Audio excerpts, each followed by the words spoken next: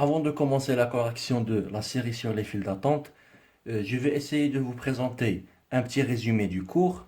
Alors, qu'est-ce que c'est qu'une file d'attente? Donc, on appelle une file d'attente donc un système où il y a des personnes ou des individus quelconques qui sont en train d'attendre un service. Donc voilà, cette partie-là, c'est la partie de la service, du service, pardon, et cette partie, c'est la partie d'attente. Nous avons ici des clients. Alors la terminologie qu'on a utilisée, des clients peuvent être des personnes ainsi que des ordinateurs. Celui-là est un client en train d'être servi. Et ici, on a les clients qui sont en train d'attendre leur tour pour entrer dans le service. Alors une file d'attente peut être, par exemple, un guichet dans une banque. Il peut être un réseau informatique, euh, c'est-à-dire un ensemble de PC qui sont en train d'attendre leur service par un routeur. Et ça peut être également euh, une file d'attente dans une gare, par exemple, un ensemble de voyageurs qui sont en train d'attendre leur tour pour pouvoir réserver un billet de voyage. Alors, ces exemples sont tous présentés dans le PowerPoint du cours que je vous ai donné. Nous allons parler donc de l'utilité d'étudier les files d'attente. Alors pourquoi on utilise une file d'attente? On utilise une file d'attente pour mesurer sa performance. C'est-à-dire pour décider est-ce que, par exemple, si une entreprise est en train d'offrir un certain service, elle veut assurer que l'ensemble des clients que nous avons présents ici vont recevoir leur service dans les meilleures conditions. Et si par exemple, on peut identifier un problème dans cette file d'attente à travers son étude. On peut faire des changements dans les paramètres de cette file d'attente. Par exemple, si on remarque après l'étude que dans une file d'attente, les clients passent beaucoup de temps en attendant le service, on peut également ajouter un autre serveur. C'est-à-dire, au lieu d'avoir un seul serveur, on peut ajouter un autre serveur. On peut également améliorer la durée du service de chaque client et ainsi de suite. Alors, par exemple, dans une banque, l'agence remarque après une étude que il y a beaucoup de clients qui viennent chaque jour et qui attendent le service dans des conditions qui ne sont pas vraiment optimales. Alors, qu'est-ce qu'ils décident de faire? Ils décident de recruter un nouveau employé pour augmenter les serveurs. C'est-à-dire, au lieu d'avoir un seul guichet, on peut avoir plusieurs guichets. Alors, c'est ça l'utilité et la logique derrière l'étude des files d'attente. Nous allons voir plusieurs caractéristiques et plusieurs indicateurs de performance de files d'attente. Il existe plusieurs indicateurs qu'on peut mesurer dans une file d'attente. On va s'intéresser d'abord à trois indicateurs qui sont les indicateurs les plus importants et qu'on a vu dans le cours. C'est lambda, mu et s, ou soi-disant si. Alors, qu'est-ce qu'il représente la première constante? Alors, c'est le taux d'arrivée des clients dans un moment donné.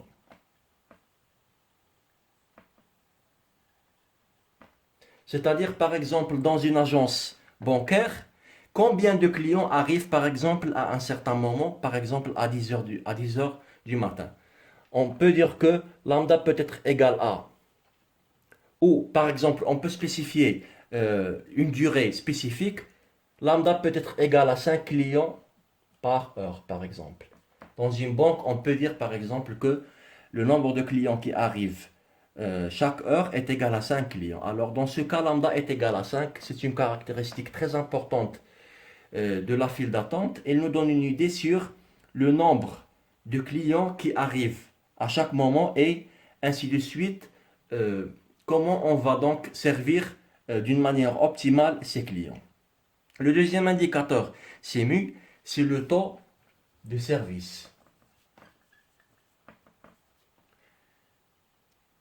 C'est le nombre de clients, c'est le nombre de clients servis dans un moment donné. Par exemple, si dans un guichet automatique, pardon, dans un guichet de banque, j'essaie d'utiliser le même exemple juste pour comprendre. Si on a mu est égal à 5, par exemple 5 clients par heure, ça veut dire que le guichet ou l'employé du guichet peut servir 5 clients par heure. Je répète, donc mu c'est le nombre de clients servis dans un moment donné. Et le SI c'est la durée du service moyenne. Donc on dit que c'est la durée moyenne du service. Alors je pense que c'est clair. La durée moyenne de service, c'est la durée que le serveur prenne pour servir un client.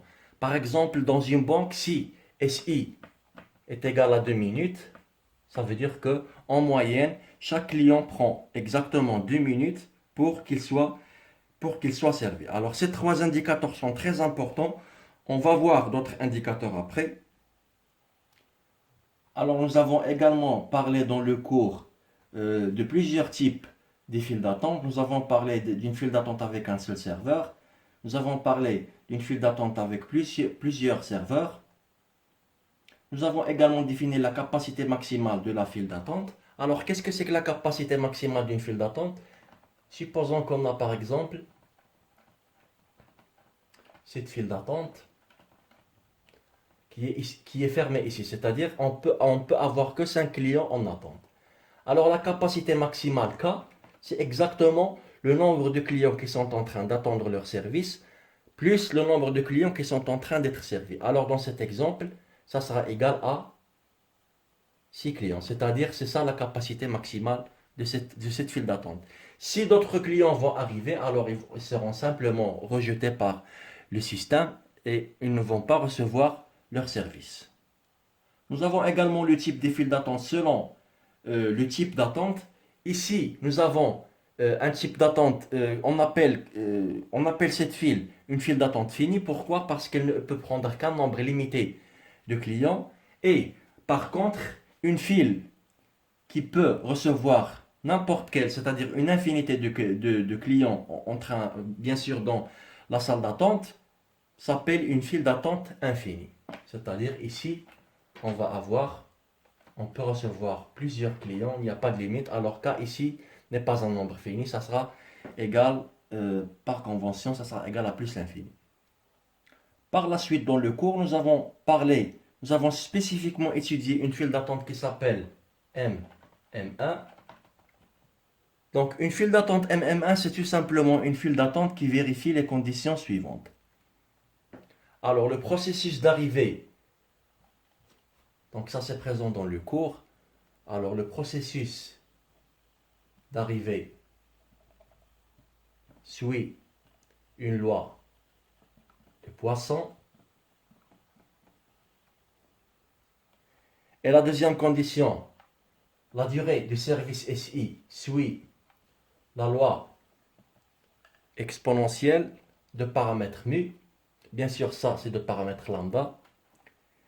Et la politique du service, c'est first in, first out. C'est-à-dire, premier arrivé, premier servi, c'est le cas pour la majorité des files d'attente qui existent. Celui qui vient le premier des clients sera le premier qui sera servi.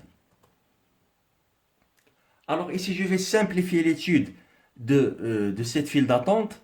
On s'intéresse à n de t. Alors n de t, c'est quoi? C'est le nombre de clients qui sont dans la file dans un moment t. N de t représente, par exemple, si nous avons dans une file d'attente une personne qui est dans le service et une personne qui est ici, alors dans un moment donné t, alors n de t sera égal à 2. Ce nombre est très important parce qu'il nous donne une idée euh, sur le nombre de personnes qui sont dans la file d'attente. C'est-à-dire, est-ce qu'il y a un encombrement? Est-ce qu'il existe trop de gens? Alors, on s'intéresse à étudier l'évolution de ce nombre n de t. Donc ici, on s'intéresse aux changements qui arrivent dans le fil de temps, entre les moments t et le moment t plus delta t. C'est-à-dire, delta t ici, c'est un tout petit changement dans le temps. Par exemple, t peut être par exemple 2 heures et t plus delta peut être 2 heures et 2 minutes. Voici le delta t dans ce cas. On s'intéresse à comprendre comment le nombre des clients qui sont dans la file évolue au cours du temps.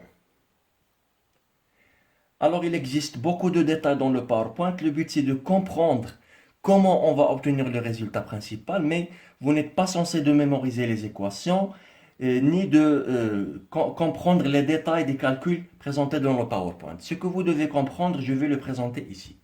Alors, on est dans le moment n de t plus delta t, et on a combien de clients dans la file? Ici, c'est le moment t plus delta t. On a i clients dans la file. Donc, il existe trois cas dans le moment t. Soit, dans le moment t, nous avons n de t sera égal à i plus 1, c'est-à-dire nous sommes passés d'un système qui a i plus 1 client à un système qui a i clients. Qu'est-ce que ça veut dire? Ça veut dire qu'un client a pris son service et il a quitté. C'est-à-dire ce client-là était en train d'être servi, il a fini le service et il a quitté. Alors, ici, on est passé de i-1 vers i. L'autre cas, on peut avoir n de t égale au même nombre de clients, c'est-à-dire entre le moment t et le moment t plus delta t, rien n'est changé. Alors, nous n'avons pas reçu de nouveaux clients qui sont arrivés et aucun client n'a quitté le système. Et le troisième cas, c'est n de t est égal à i-1.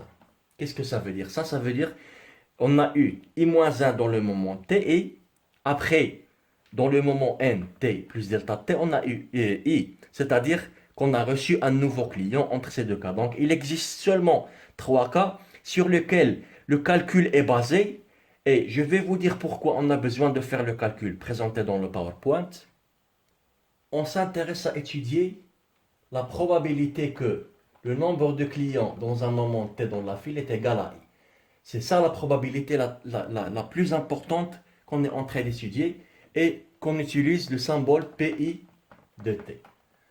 Alors, après le calcul qu'on a fait dans le PowerPoint, c'est-à-dire on utilise la décomposition en trois cas qu'on a vu avant, et après plusieurs calculs, bien sûr en imposant une condition sur cette probabilité, la condition s'appelle condition de stabilité. Qu'est-ce que ça veut dire la condition de stabilité et quelle est sa relation avec PIT? Donc la condition de stabilité nous dit que la limite de PI de t, lorsque t tend vers plus l'infini, est égale à PI. Pour tout i supérieur ou égal à 0. C'est-à-dire que la probabilité d'avoir i clients dans le moment t est toujours égale à une constante. Ça ne change pas au cours du temps. Donc c'est ça la condition de stabilité. En appliquant cette condition de stabilité, on trouve tout simplement que cette probabilité PI de t est égale à P0 de t multiplié par lambda sur mu puissance i allant de 1, 2 jusqu'à l'infini. Qu'est-ce que ça veut dire? Ça veut dire que qu'on a écrit la probabilité, bien sûr sous la condition de stabilité, on a écrit la probabilité d'avoir i clients dans le moment t sous forme de la probabilité d'avoir 0 client dans le moment t, c'est-à-dire aucun client, multiplié par lambda sur mu, puissance i. Lambda, on a dit que lambda représente le taux d'arrivée des clients dans un moment donné, et mu représente le taux de service, c'est-à-dire le nombre de clients servis dans un moment donné. Bien sûr, le système est dit sous état stable, c'est-à-dire cette condition est vérifiée si tout simplement lambda est inférieur à mu ou égal. Logiquement, pourquoi ça? Parce que lambda représente le nombre de clients qui arrivent et mu, c'est le nombre de clients qu'on peut servir dans une unité de temps. C'est-à-dire lambda, par exemple, si lambda était égal à 8 clients par heure et mu est égal à est égal à 7 clients par heure, qu'est-ce que ça veut dire? Ça veut dire dans une heure, on va recevoir 8 clients, mais on va seulement servir 7 clients. Ça, c'est pas stable. C'est pas la condition de stabilité n'est pas vérifiée parce que lambda est strictement supérieur à mu. C'est-à-dire, le système sera saturé et il ne pourra pas servir tous ses clients. Supposons maintenant que, par exemple, lambda est égal à 4 clients par heure, c'est-à-dire le système reçoit 4 clients par heure et mu est égal à 6 clients par heure. C'est-à-dire, on ne va pas avoir une saturation parce que le système peut supporter 6 clients et les clients qui arrivent sont moins que mu, c'est-à-dire que le système ne sera pas saturé. Je ne sais pas si ça c'est logique pour vous ou non. Donc, dans une banque, si la banque reçoit par exemple 4 clients par heure et la capacité peut servir 6 clients par heure, on n'aura pas de problème. Tous les clients vont recevoir leur service et on dit que la file d'attente est stable. Alors, n'essayez pas de comprendre, bien sûr, si vous pouvez comprendre les équations écrites dans le PPT, donc c'est très bien, mais si vous n'arrivez pas à comprendre le système et les équations, c'est ça. Vous pouvez seulement retenir ce que je vous ai dit ici. Alors, le système est stable si lambda est inférieur ou égal à mu, c'est-à-dire le nombre de clients qui arrivent dans un moment donné est inférieur au taux de service. Donc, c'est ça ce qu'on appelle une file d'attente qui est stable. Alors, cette quantité qu'on va appeler ρ, qui est égale à lambda sur mu, ça s'appelle la charge du service. Si elle est inférieure à 1, on dit que l'état est stable, et si elle est supérieure à 1, on dit que l'état est non stable et la file d'attente va certainement avoir des problèmes et les clients ne seront pas servis. Vers la fin, ça sera, comment dire ça, donc ça sera un état de déséquilibre et c'est ça le but d'étudier les files d'attente, c'est pour assurer que on n'aura pas un point où on ne pourra pas servir les clients qui vont venir. Alors, on est en train toujours d'étudier les files d'attente de type MM1. C'est le type qu'on a décrit avant. Maintenant, je vais vous donner les formules qu'on va utiliser. Alors, le P0, c'est la probabilité d'avoir 0 client dans un moment donné, est égal à 1 moins ρ. ρ, on a dit que c'est lambda sur mu. Donc, ce sont des formules qui sont très simples à retenir.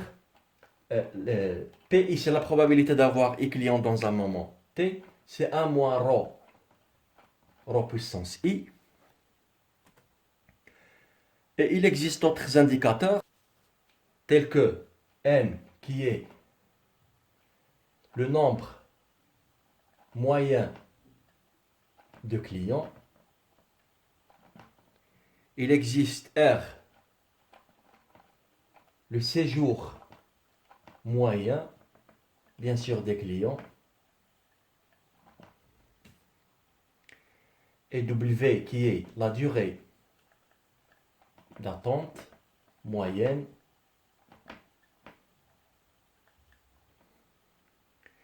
X, c'est, donc je vais expliquer ces variables, c'est le flux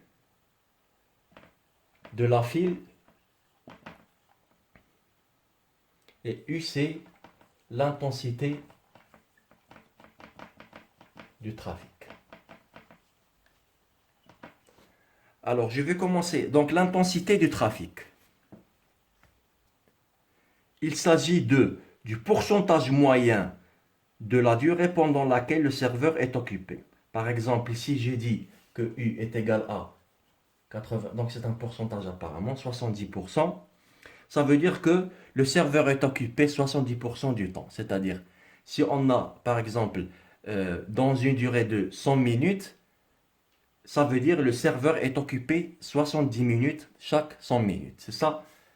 C'est ça ce que veut dire donc le U. Il est très important de comprendre la signification et l'utilité de chaque indicateur avant de voir la formule de calcul.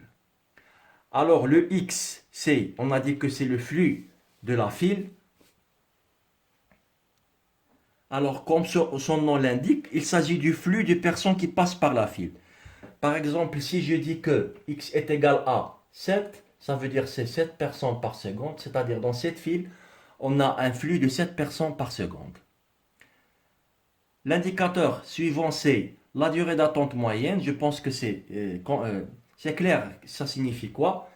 Par exemple, si on a W est égal à 2 minutes, ça veut dire que les clients passent en moyenne 2 minutes dans l'attente de leur tour pour qu'ils reçoivent un service. R, le séjour moyen des clients, c'est-à-dire c'est la durée totale que le client passe dans la file d'attente en faisant la somme du temps qu'il passe dans la partie d'attente et le temps qu'il passe dans le serveur. Par exemple, si on dit que R est égal à 10 minutes, ça veut dire que le client passe exactement, pardon, c'est la durée moyenne. Alors, en moyenne, chaque client passe 10 minutes dans la file. Par exemple, 8 minutes en attente et 2 minutes en service. N, le nombre moyen de clients, par exemple, si on dit que N est égal à, par exemple, 100 dans une agence bancaire, ça veut dire que cette agence bancaire reçoit en moyenne 100 clients, par exemple, par jour. Donc, il existe une relation qui lie trois variables qui s'appelle donc la loi de Little. Donc, cette relation est égale à, c'est N est égal à X multiplié par R. C'est-à-dire le nombre de clients dans la file est égal au flux de la file multiplié par R qui est le séjour moyen des clients. C'est-à-dire si on a l'une de ces trois variables, pardon, si on a deux des trois variables, on peut calculer l'autre variable. Donc le TD sera construit autour de ces notions-là. Puisqu'on n'a pas eu le temps de traiter profondément les files d'attente, malheureusement à cause des conditions qu'on a maintenant, alors on va se contenter de quelques formules qui sont très simples juste pour comprendre. Donc c'est une initiation à l'étude des files d'attente. Donc je vous assure que c'est un domaine qui est vraiment très riche en théorie et en application, mais malheureusement on n'a pas eu le temps pour le traiter en intégralité. Donc puisqu'il s'agit de la file d'attente MM, hein, alors remarquez que lambda, c'est le taux d'arrivée des clients, juste pour rappeler, et mu, c'est le taux de service. Alors, on va commencer par le x qui est le flux de la file. Dans ce cas, le flux sera tout simplement égal à lambda. Le deuxième indicateur, c'est le nombre de clients en moyenne dans la file. Il est égal à l'espérance de n de t, c'est-à-dire c'est le nombre moyen de clients qui sont présents dans la file en moment t. Comme on a dit avant, par exemple, 100 clients par jour dans une file d'attente, pardon, dans une agence bancaire. Alors celui-là est égal à phi sur 1 moins phi. On a dit que phi est égal à lambda sur mu. Donc carrément, ces simples formules vont donc nous aider à répondre au TD. Le troisième indicateur, c'est R qu'on a dit que ça représente le séjour moyen du client, c'est-à-dire le temps qu'il passe en attente et en service. Il est égal à N divisé par X et c'est 1 sur mu 1 moins ρ. Finalement, toutes les formules seront en fonction du taux d'arrivée de client et le taux de service. L'indicateur suivant, c'est W qui est le temps d'attente. Logiquement, c'est le séjour du client moins la durée de service, qui sera égal à 1 sur mu 1 moins ρ moins 1 sur mu. Maintenant, je vais présenter la notion de la notation de Kendall. C'est une méthode pour caractériser les files d'attente qu'on a. Alors, une file d'attente quelconque est caractérisée par les 5 lettres suivantes. A, D, C, K, et Z. Alors, A, ça représente la distribution des incréments, c'est-à-dire les UI qui sont égales à TI moins TI moins 1, c'est-à-dire la durée de temps qui sépare l'arrivée du premier client, du IM client et I moins 1 client. La lettre B représente la distribution de la durée de service.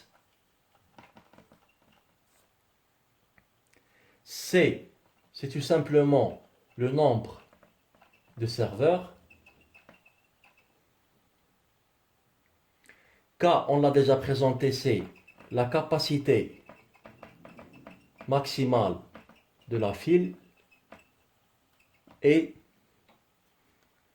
Z représente la politique du service. Alors une remarque très importante, dans ce qui va suivre, on va avoir toujours les deux premières lettres seront MM, c'est-à-dire markoviennes.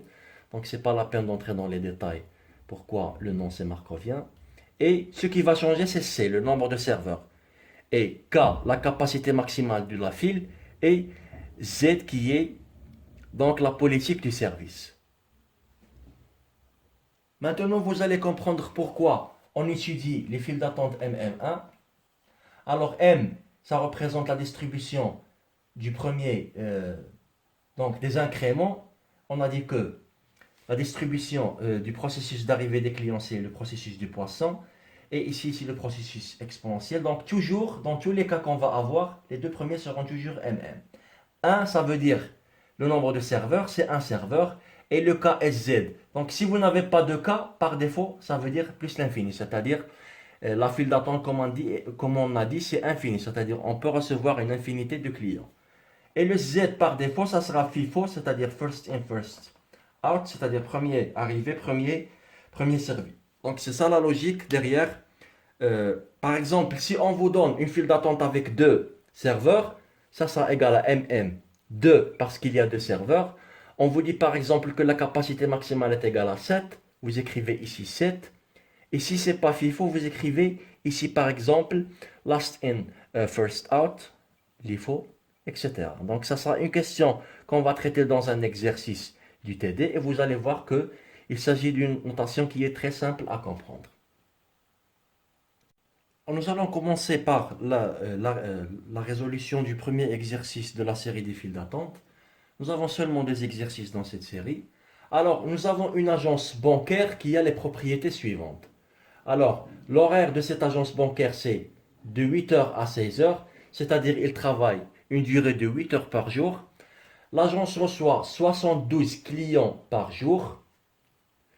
Et dans cette agence, nous avons un seul guichet de service. Et la durée moyenne de service, c'est 2 minutes par client. Et les clients seront servis selon l'ordre de leur arrivée. Et nous avons que la durée de service suit la loi exponentielle et le processus d'arrivée est un processus de Poisson. Alors la première question, on nous demande de donner la notation de Kendall de cette file. Alors on a dit que la notation de Kendall s'écrit de la manière suivante. C'est A, B, C, K et Z.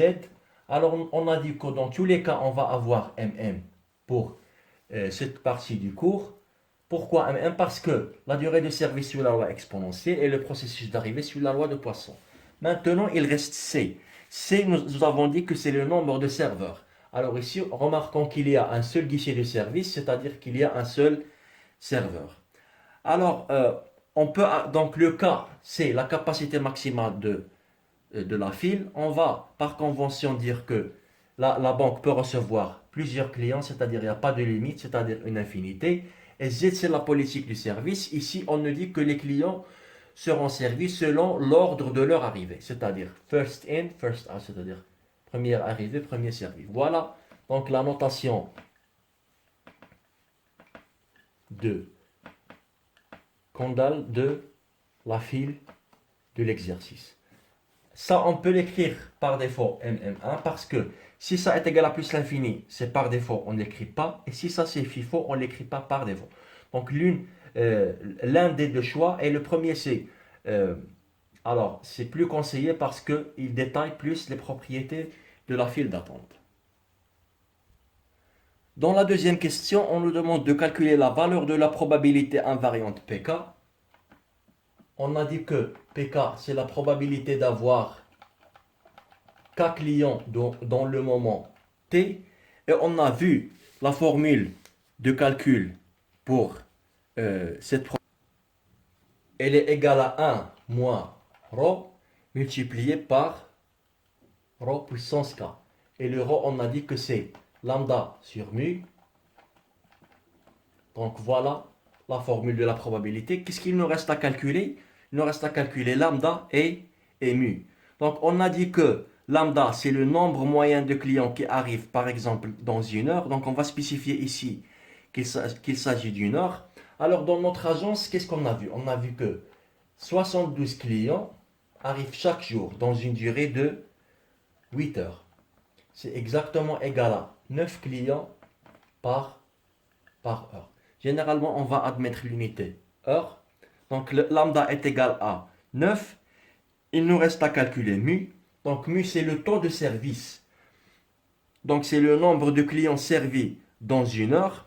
Ici, on nous a dit que dans les données de l'agence bancaire, que chaque client prend en moyenne 2 minutes pour être servi.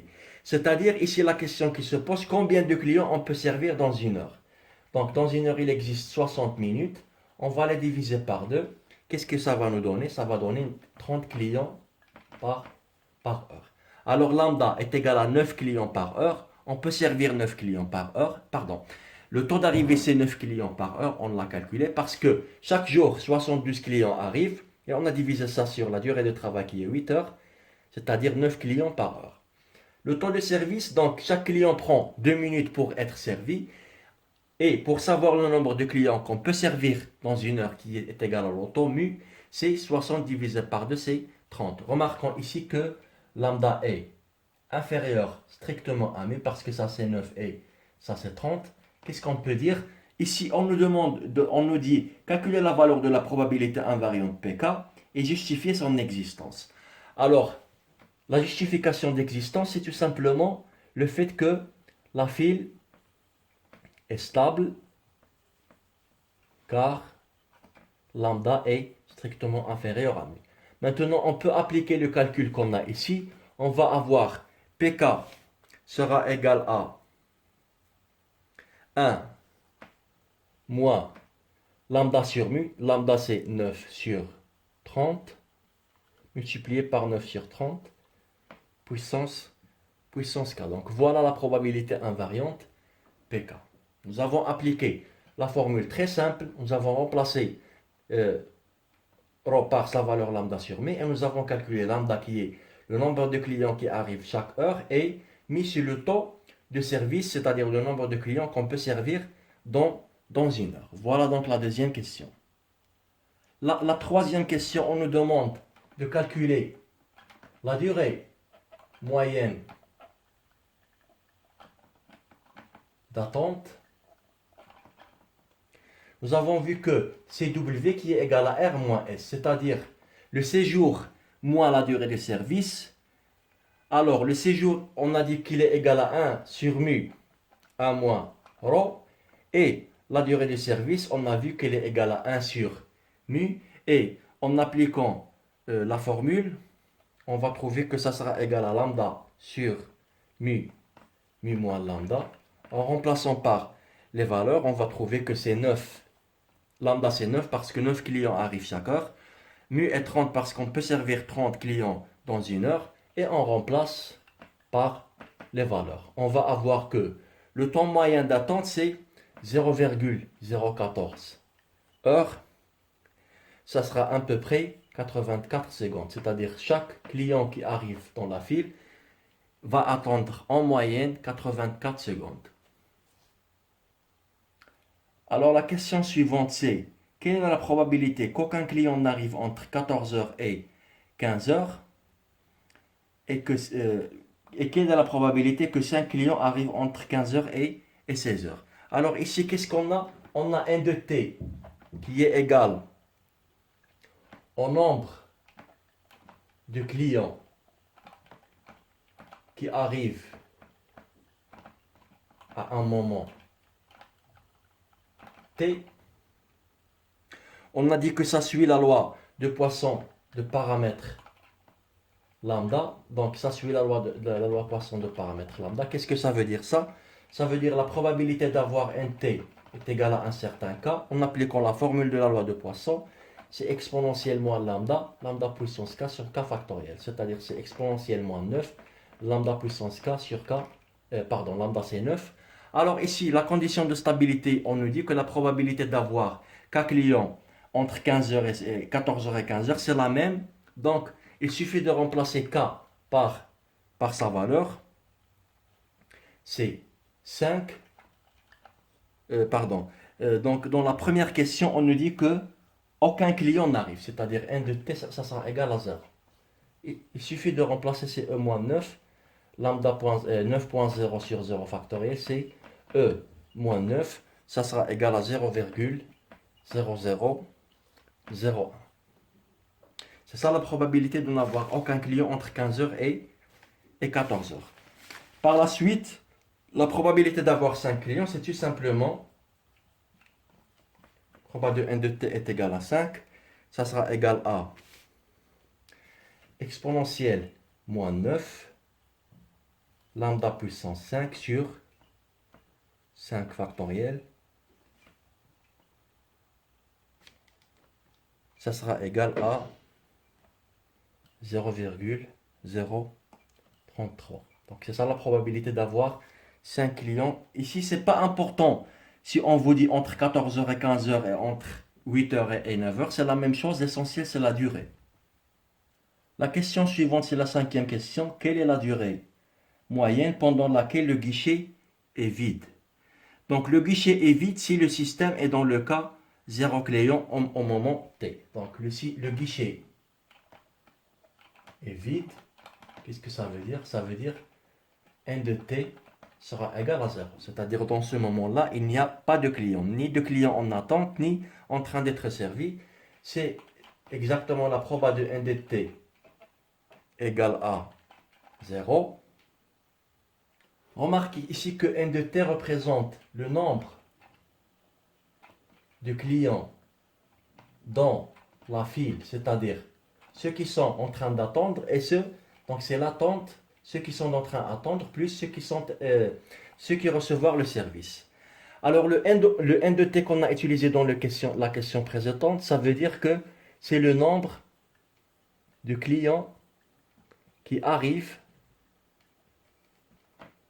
à la file dans un moment donné t. Donc il existe une différence entre les deux, mais la notation est la même chose. Donc elle est différente selon le contexte de l'exercice. Ici, il s'agit du nombre de clients dans la file tout entière, c'est-à-dire le guichet, on a dit qu'il est vide s'il n'y a personne dans la file, ni dans l'attente, ni dans le service.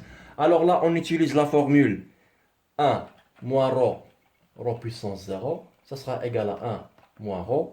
C'est tout simplement 1 moins 3 sur 10, c'est 7 sur 10. Donc en moyenne, le guichet est vide, 7 sur 10, c'est-à-dire 0,60 heures. C'est à peu près égal à 42 minutes. Donc chaque heure, le serveur est vide 42 minutes en moyenne. Il nous reste la dernière question. Quelle est la probabilité d'avoir une personne en service et 3 en attente? Qu'est-ce que ça veut dire ça? Donc une personne qui est en train d'être servie et combien de personnes? 3 en attente. C'est-à-dire n de t, c'est le nombre total, sera égal à combien? Sera égal à 4. C'est exactement la probabilité de n de t est égal à 4, c'est-à-dire c'est 1 moins ρ puissance 4. Ça sera égal, après l'application numérique, 7 sur 10 multiplié par 3 puissance 4 sur 10 puissance 4, ça sera égal à 0,005. C'est ça la probabilité d'avoir 3 personnes qui sont en attente et une personne qui est en train d'être servie. Donc voilà l'exercice numéro 1. Alors pour l'exercice 2, il s'agit d'une salle de visite dans une clinique. Alors les informations qu'on a sur cette salle, donc dans cette salle il y a un médecin ou par exemple un scanner, donc c'est ça la salle de service. Alors on nous dit que l'occupation moyenne c'est 20 minutes, c'est-à-dire chaque client qui entre dans ce service va passer en moyenne 20 minutes. La loi d'arrivée de ces personnes est une loi de Poisson et on nous dit qu'on reçoit 48 personnes par jour. Et ici la durée de service, elle suit la loi exponentielle. La première question qu'on nous demande, c'est de calculer lambda et mu. C'est-à-dire lambda, c'est le taux d'arrivée et mu, c'est le taux de service. Alors ici, nous avons 48, lambda c'est 48 personnes par jour et le jour contient 48 heures, c'est-à-dire c'est 2 personnes par heure. On a dit que le lambda se calcule toujours dans ce qu'on a vu et ce qu'on va voir par personne par heure. C'est-à-dire lambda est égal à 2 et mu c'est le taux de service, c'est-à-dire le nombre de services, le nombre de clients qu'on peut servir dans une heure. Alors là, mu sera égal à. Donc qu'est-ce qu'il nous dit? Que l'occupation moyenne, c'est-à-dire la durée moyenne de service, c'est 20 minutes. Alors, l'heure contient 60 minutes divisé par 20 est égal à 3. C'est-à-dire, on peut servir 3 personnes par heure. Puisque lambda qui est égal à 2 est strictement inférieur à mu qui est égal à 3, alors cette file d'attente est stable et il n'y a pas de problème. La deuxième question, on nous demande de calculer la valeur de la probabilité d'avoir deux patients dans la file d'attente dans un moment donné t. C'est-à-dire, c'est exactement, il nous demande de calculer P2, c'est la probabilité d'avoir la totalité nt qui est égale à deux clients dans la file. On a dit que c'est 1 moins ρ fois ρ puissance 2. Donc c'est 1 moins lambda sur mu fois lambda sur mu au carré. C'est 1 moins 2 sur 3 fois 2 sur 3 au carré. Après l'application numérique, on va avoir que ça sera égal à 0,14. C'est-à-dire la probabilité d'avoir deux personnes dans la file est égale à 14%. Passons à la troisième question. On nous demande de calculer le nombre moyen des clients dans cette file. Alors ici, il s'agit du nombre moyen, c'est le n qu'on a défini avant. Et on a dit qu'il est égal à ρ divisé par 1 moins ρ. Alors une application numérique va nous donner, donc ρ c'est 2 sur 3. En remplaçant par sa valeur, ça sera égal à 2. C'est-à-dire le nombre moyen de clients, il est égal à 2. Et on a dit que dans une file MM1, et c'est le cas pour cette file, le x est toujours égal à lambda, remarquons ici que c'est le cas ici. Passons maintenant à la quatrième question. Quelle est la valeur du séjour moyen d'un patient et quelle est la durée moyenne de chaque visite médicale? Alors, la première partie de cette question, c'est la valeur du séjour qui est égale à R. Et on a dit que la formule, c'est N sur X. C'est 2 sur 2 qui est égal à exactement une heure. Alors la deuxième partie, c'est la durée moyenne d'attente. C'est pas la durée moyenne de chaque visite parce que ça, c'est déjà donné dans l'exercice. Alors la durée moyenne d'attente, on a dit qu'il s'agit de lambda sur mu fois mu moins lambda. On remplace les valeurs de ces variables, on va trouver c'est exactement égal à 2 sur 3 heures, c'est-à-dire c'est à peu près 40 minutes d'attente. Et la dernière question, c'est la probabilité que la salle soit vide entre 13h et 14h. Ici, peu importe donc la durée entre 13h et 14h, ce qui est important, c'est de comprendre qu'il s'agit de la probabilité d'avoir le nombre de clients dans la salle égale à. Donc ça, c'est le nombre